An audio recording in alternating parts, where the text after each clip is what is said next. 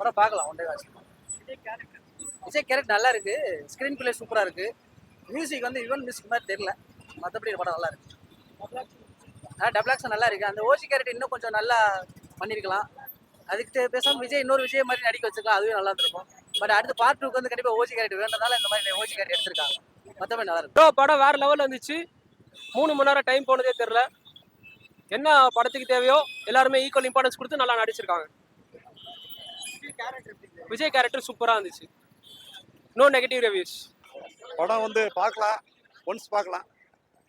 விஜயோடைய ரசிகர்கள் வந்து பார்ப்பாங்க. விஜய் ரசிகர்கள் வந்து இருக்காங்களே, தீவிரமாக இருக்காங்களே, அவங்க பார்ப்பாங்க.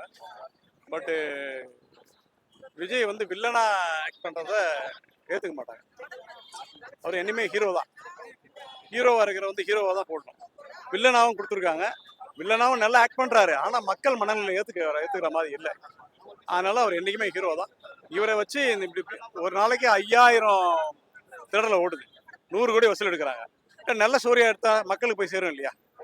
நல்ல சூரியா எடுங்க.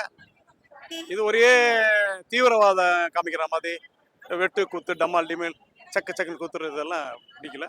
நல்ல கதையா எடுங்க, மக்களுக்கு நல்ல செய்தியை சொல்லுங்க. நன்றி, வணக்கம். நல்லா இருக்கு ப்ரோ. நல்லா இருந்தது. 2 கேரக்டர் நெகட்டிவ் ரோலாக இருந்துச்சு, பாசிட்டிவ் ரோலாக இருந்துச்சு. நல்லா இருக்கு, நல்லா இருக்கு படம். Super bro. Second half mass.